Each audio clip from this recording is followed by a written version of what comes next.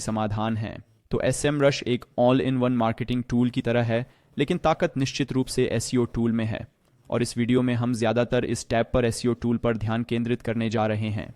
ठीक है, तो अब मैं आपको आपकी वेबसाइट और उद्योग के लिए कीवर्ड अवसर खोजने के लिए चरण दर चरण कीवर्ड अनुसंधान प्रक्रिया दिखाने जा रहा हूं। तो सबसे पहली चीज़ जो आप करना चाहते हैं वह है SEO टूल पर आना और फिर कीवर्ड रिसर्च के अंतर्गत कीवर्ड मैजिक टूल पर क्लिक करना। फिर यहाँ हमें एक सीड कीवर्ड दर्ज करना होगा। ये आपके उद्योग के लिए अधिक कीवर्ड विचार और अवसर खोजने के लिए SEMrush का शुरुआती बिंदु होने जा रहा है। तो उदाहरण के लिए मान लें कि हम AI टूल क्षेत्र में हैं और हो सकता है कि हमने AI टूल के साथ एक वेबसाइट बनाई हो या हम AI टूल के बारे में लिखने वाला एक ब्लॉग हो। सीड कीवर्ड के रूप में पहली चीज़ जो मैं यहाँ दर्ज करूँगा वह सिर्फ AI उपकरण है और फिर खोज पर क्लिक करें। और अब हम देख सकते हैं कि SEMrush हमें AI टूल से संबंधित कई अलग अलग कीवर्ड विचार देता है। लेकिन इससे पहले कि हम इनमें से प्रत्येक विचार पर जाएं, मैं पहले उन विभिन्न मेट्रिक्स पर गौर करना चाहता हूं जो SEMrush हमें इनमें से प्रत्येक कीवर्ड के लिए दिखाता है, क्योंकि यह वास्तव में महत्वपूर्ण है कि आप समझें कि हर चीज़ का क्या मतलब है, ताकि आप कीवर्ड के बारे में अच्छे निर्णय ले सकें। वास्तव में यह एक अच्छा अवसर है और आपको इसके लिए नहीं जाना चाहिए। तो पहला कॉलम आपको कीवर्ड का इरादा दिखाता है।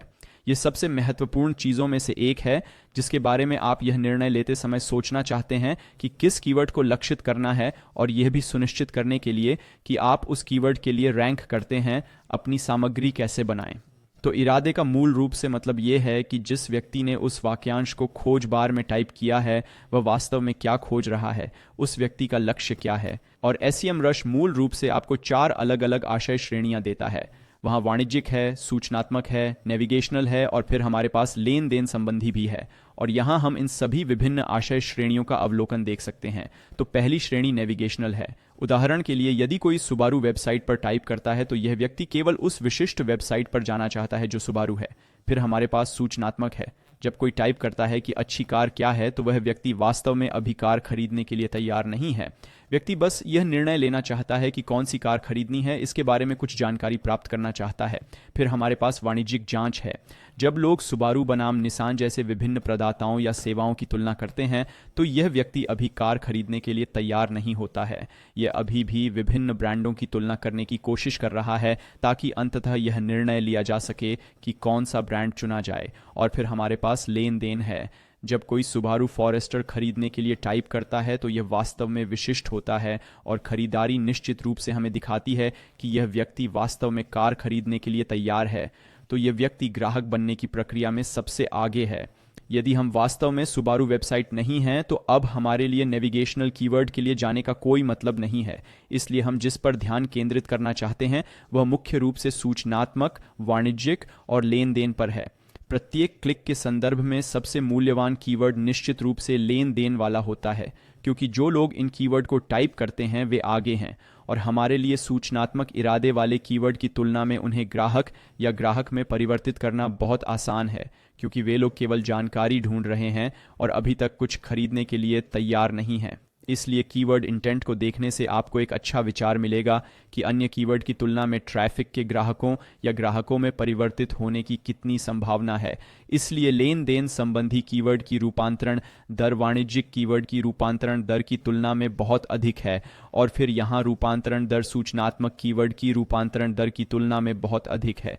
तो इस तरह मैं विभिन्न प्रकार के कीवर्ड को लक्षित करने को प्राथमिकता दूंगा और यह भी ध्यान में रखूंगा कि उन कीवर्ड के लिए कितना ट्रैफिक वॉल्यूम है। और वॉल्यूम हम तीसरे कॉलम में देख सकते हैं। ये हमें हमारे कीवर्ड के लिए 12 महीने की अवधि में औसत मासिक खोज दिखाता है।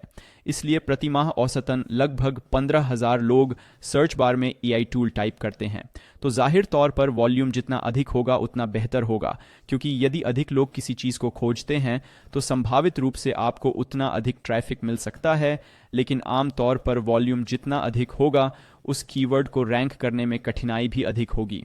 फिर अगले कॉलम में हमारे पास रुझान है जो हमें 12 महीने की अवधि में खोजों का रुझान दिखाता है। इसलिए AI टूल के लिए हम देख सकते हैं कि रुझान बढ़ रहा है, जो कि एक अच्छा संकेत है यदि आप उस कीवर्ड को लक्षित करना चाहते हैं। ये हमें दिखाता है कि AI टूल्स में रुचि वास्तव में समय के साथ बढ़ रही है। फिर कभी कभी आपके यहाँ ये स्पाइक्स भी होते हैं।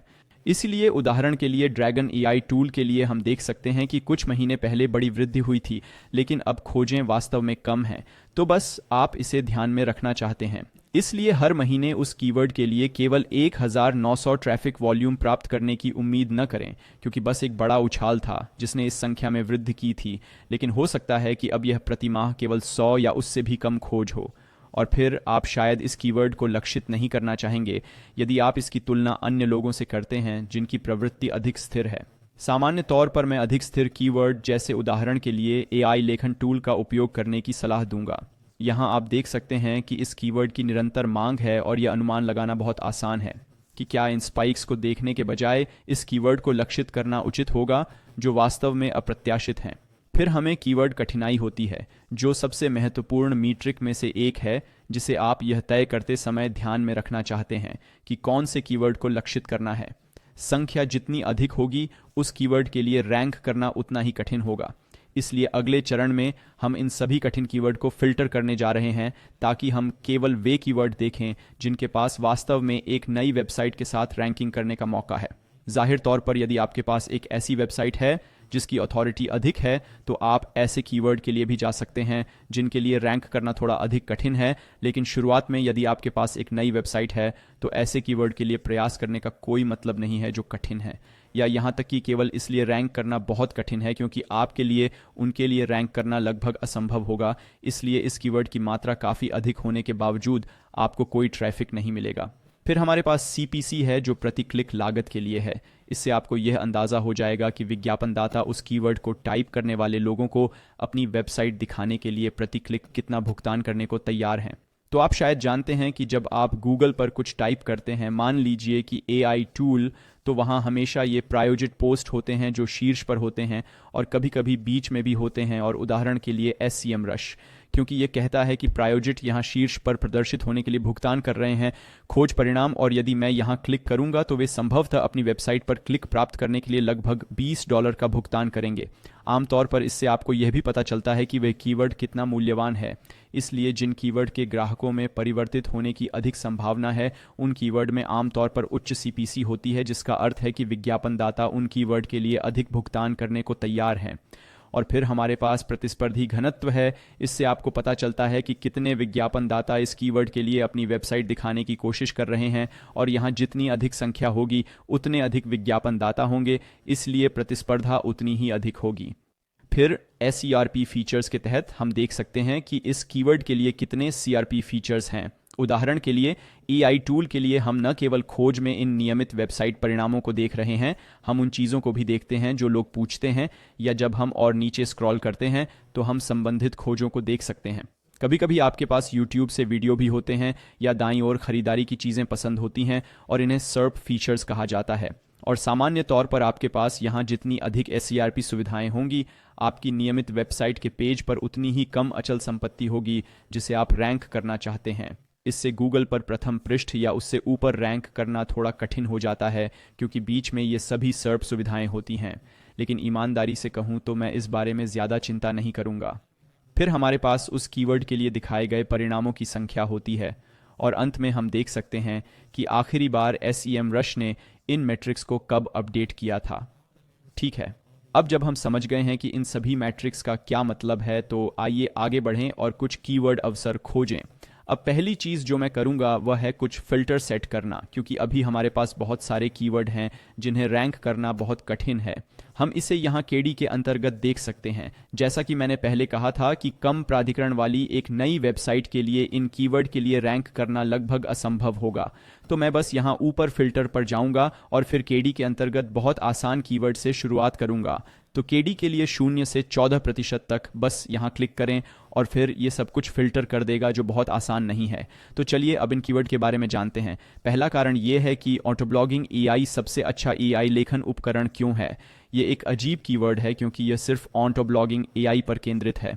ये उनके द्वारा किया गया एक अभियान जैसा प्रतीत होता है, और आप यह भी देख सकते हैं कि यहाँ ट्रैफिक में इस प्रवृत्ति में वृद्धि हुई है। इसलिए मैं कहूँगा कि इस कीवर्ड को लक्षित करने का कोई मतलब नहीं है, क्योंकि एक तो इसमें बढ़ोतरी है और अब शायद बहुत कम ट्रैफिक है, और इरादे के आधार पर इसका कोई मतलब नहीं है क्योंकि जब तक आप वेबसाइट ऑटोब्लॉगिंग एआई के मालिक नहीं हैं। इसीलिए मैं इसे अपनी सूची में नहीं रखूंगा। फिर हमारे पास कीवी एआई टूल है। यहाँ हम इस चलन में देख सकते हैं कि एक समय तक ये बहुत लोकप्रिय था और फिर अब ये चलन खत्म सा हो गया है, इसीलिए शायद मैं भी इस कीवर्ड को लक्षित नहीं करूंगा। तो चलिए अगले पर चलते हैं। हमारे पास ऑक्सोलो एआई वीडियो जनरेटर टूल है, साथ ही स्पाइक। इसलिए मैं बस ऐसी किसी भी चीज़ से बचने की कोशिश कर रहा हूं जिसमें इस स्पाइक जैसा है और अब ये शायद मर चुका है। तो चलिए आगे बढ़ते हैं, शायद इस एक एआई रिमूव क्लोज टूल की ओर। तो यह निश्चित रूप से दिलचस्प लगता है क्योंकि एआई रिमूव क्लोज टूल शायद कुछ ऐसा है जो काफ़ी नया है और हम यह भी देख सकते हैं कि पिछले कुछ महीनों में उस कीवर्ड की मांग बढ़ी है। और यदि यह वास्तव में काम करता है तो संभवतः यह कुछ ऐसा है जिसे लोग भविष्य में भी तलाशते रहेंगे। इसलिए यदि आप एक ऐसी वेबसाइट चाहते हैं जो वास्तव में इस प्रकार का टूल प्रदान करती है, या एक वेबसाइट या एक ब्लॉग है जो विभिन्न एआई टूल के बारे में बात करता है, तो वास्तव में इस कीवर्ड को लक्षित करना उचित हो सकता है। और मान लीजिए कि विभिन्न एआई रिमूव क्लोज टूल की एक सूची बनाएं और इस कीवर्ड के रुझान में जल्दी आएं। इसलिए मैं इसे निश्चित रूप से अपनी सूची में रखूंगा। तो मैं बस यहाँ प्लस आइकन पर क्लिक करूंगा और फिर हम एक नई सूची बनाएंगे और मैं बस इस एआई टूल्स को नाम दूंगा और फिर यहाँ क्लिक करें। और अब यह कीवर्ड एआई टूल सूची में है। फिर अगला है एआई इल्यूजन टूल। ये भी दिलचस्प हो सकता है। हमारे पास एक केडी है, इसलिए इसे गूगल पर बहुत ऊपर रैंक करने में कोई समस्या नहीं होनी चाहिए। हमारे पास काफ़ी सुसंगत ट्रैफिक वॉल्यूम है और हमारे पास प्रति माह औसतन 110 खोजों का ट्रैफिक वॉल्यूम है। इसलिए संभवतः आपके लिए यह तय करना कठिन होगा कि कीवर्ड को लक्षित करने के लिए ट्रैफिक की मात्रा कितनी उपयुक्त होगी।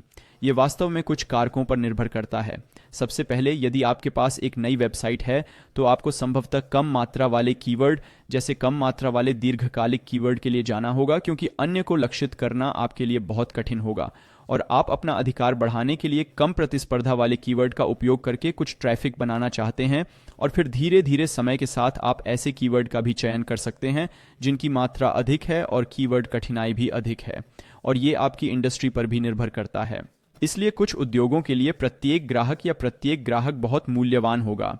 तो भले ही आपको प्रतिदिन अपनी वेबसाइट पर मान लीजिए 50 क्लिक मिलते हैं, लेकिन फिर इनमें से एक क्लिक एक ग्राहक में परिवर्तित हो जाता है, आप शायद पहले से ही उस ग्राहक से $1000 या $2000 कमा लेते हैं।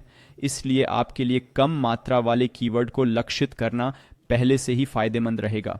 इसलिए जब तक आपको कुछ क्लिक मिलते हैं और आपको लगता है कि इस दर्शक या इस आगंतुक के ग्राहक में परिवर्तित होने की कितनी संभावना है, उसके संदर्भ में यह आपके लिए उपयुक्त है, तो निश्चित रूप से उस कीवर्ड को लक्षित करना समझ में आता है। यदि इरादा है, इरादा संभवतः रूपांतरण की ओर ले जाएगा, इसलिए मैं इसे भी अपनी सूची में रखूंगा। इसलिए हम बस इन कीवर्ड पर गौर करना जारी रखना चाहते हैं और उन सभी को जोड़ना चाहते हैं जिनके लिए हमें लगता है कि यह रैंकिंग के लायक हो सकता है। किसी बिंदु पर आप शायद रुकना चाहेंगे, क्योंकि हम जितना नीचे जाते हैं यहाँ वॉल्यूम उतना ही कम होता जाता है, क्योंकि यह ट्रैफिक की मात्रा के अनुसार क्रमबद्ध होता है। और यदि आपको बहुत आसान कीवर्ड कठिनाई श्रेणी वाले कीवर्ड ढूंढने में कठिनाई हो रही है, तो आप इसे बहुत आसान से आसान में बदल सकते हैं और फिर उच्च ट्रैफिक वॉल्यूम वाले कीवर्ड खोजने के लिए ऊपर जा सकते हैं। और विभिन्न प्रकार के कीवर्ड खोजने के लिए आप जो कुछ कर सकते हैं वह है इस बीज कीवर्ड को यहाँ शीर्ष पर बदलना। इसलिए मैं बस गूगल पर जाऊंगा और फिर सामान्य श्रेणी या मेरा पहला बीज कीवर्ड टाइप करूंगा, फिर नीचे स्क्रॉल करूंगा और संबंधित खोजों को यहीं देखूंगा। तो यहाँ आप देख सकते हैं कि गूगल हमें विभिन्न प्रकार की चीज़ें देता है जो लोग खोज बार में टाइप करते हैं, जो हमारे विषय से संबंधित होती है। उदाहरण के लिए लेखन के लिए एआई उपकरण या छात्रों के लिए एआई उपकरण। आइए शायद उदाहरण के लिए इसका उपयोग करें। तो आइए यहाँ वापस जाएं और फिर छात्रों के लिए एआई टूल्स टाइप करें और फिर सर्च पर क्लिक करें और ये हमें एक पूरी तरह से नई सूची देगा। फिर हम यहाँ इस फिल्टर को साफ भी कर सकते हैं ताकि हम छात्रों के लिए एआई टूल देख सकें। तो ये उन दो खोज शब्द अनुसंधान विधियों में से पहली थी जो मैं आपको दिखाने जा रहा हूँ। तो पहले वाले में हमने केवल कीवर्ड मैजिक टूल का उपयोग किया और अब दूसरे में हम कीवर्ड अवसरों को खोजने के लिए अपने प्रतिस्पर्धियों का उपयोग करने जा रहे हैं और हम प्रतिस्पर्धी अनुसंधान टैब के अंतर्गत कीवर्ड गैप टूल का उपयोग करने जा रहे हैं। तो चलिए कीवर्ड गैप पर क्लिक करें और फिर यहाँ हम अपनी वेबसाइट का डोमेन टाइप करना चाहते हैं। तो उदाहरण के तौर पर मैं सिर्फ SEMrush वेबसाइट का उपयोग करने जा रहा हूँ, तो semrush.com और फिर हम कुछ प्रतिस्पर्धियों को जोड़ना चाहते हैं। तो यहाँ SEMrush हमें पहले से ही हमारे प्रतिस्पर्धियों के लिए कुछ विकल्प देता है, इसलिए मैं इस सूची के आधार पर उन्हें यहाँ चुन सकता हूँ। यदि आप अपनी विशिष्ट वेबसाइट के लिए प्रतिस्पर्धियों की एक बड़ी सूची प्राप्त करना चाहते हैं तो आप ऑर्गेनिक रिसर्च टैब पर जा सकते हैं। इसे एक नए टैब में खोलें और फिर आप यहां अपना डोमेन टाइप करना चाहते हैं, इसलिए फिर से मैं SEMrush में टाइप करने जा रहा हूं, खोज पर क्लिक करूंगा और फिर हम यहीं प्रतिस्पर्धियों के पास जाना चाहते हैं। और यहाँ जब हम नीचे स्क्रॉल करते हैं तो हम अपने शीर्ष प्रतिस्पर्धियों की एक सूची पा सकते हैं और यह समान कीवर्ड की मात्रा पर आधारित है जिसके लिए हमारी वेबसाइट और प्रतिस्पर्धी वेबसाइटें दोनों रैंकिंग कर रही हैं। तो आइए कीवर्ड गैप टूल पर वापस जाएं और फिर उस सूची से कुछ प्रतियोगियों को दर्ज करें जो SEMrush हमें प्रदान करता है। तो Ahrefs, आइए शायद इसे भी जोड़ें और फिर इसे भी जोड़ें और फिर तुलना पर क्लिक करें और फिर यहाँ हम कीवर्ड सूची तक नीचे स्क्रॉल करना चाहते हैं और अब यह हमें वे कीवर्ड दिखाएगा जिनके लिए हम और हमारे प्रतिस्पर्धी दोनों रैंकिंग कर रहे हैं। उदाहरण के लिए गूगल सर्च कंसोल, हम या इस मामले में SEMrush को इस शब्द के लिए 5वें स्थान पर रखा गया है और फिर सिमिलरवेब को 69, 19, 8 और 32वें स्थान पर रखा गया है।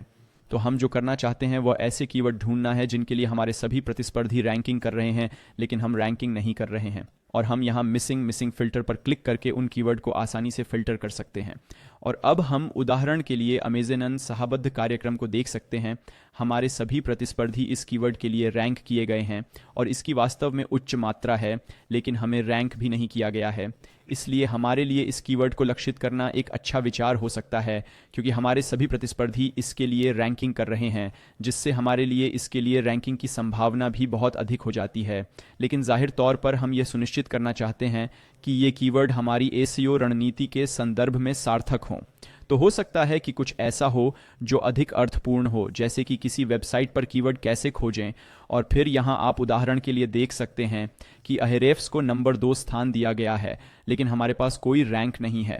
इसलिए SEMrush के पास संभवतः इस कीवर्ड के आसपास कोई सामग्री नहीं है, और क्योंकि यह वाक्यांश वास्तव में SEMrush जैसे SEO टूल के लिए काफ़ी प्रासंगिक है, मैं कहूँगा कि इस कीवर्ड के आसपास सामग्री बनाने के बारे में सोचना निश्चित रूप से समझ में आता है ताकि हम भी हमारी तरह रैंक कर सकें। प्रतिस्पर्धियों को संभावित रूप से कुछ अधिक ट्रैफिक और नए ग्राहक भी मिलेंगे। अब हम अपने